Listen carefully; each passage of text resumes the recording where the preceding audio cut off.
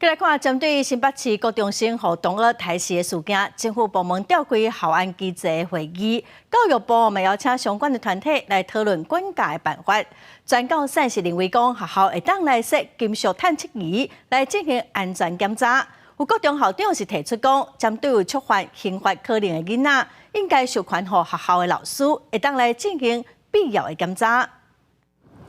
新北市高中生的命案，互社会真惊吓。未少人拢咧问讲，涉案的少年家是早倒去学校，学校却是完全无发现。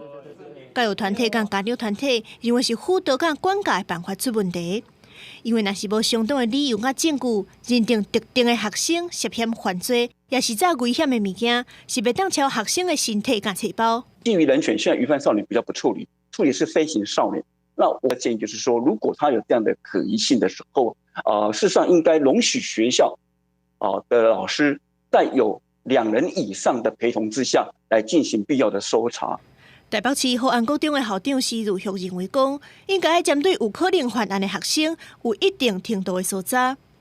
学校最近会当做的是一寡可能爱用到，不过有可能伤害人的物件，全部由学校提供回收清点。换句话说，学生不需要带这些物品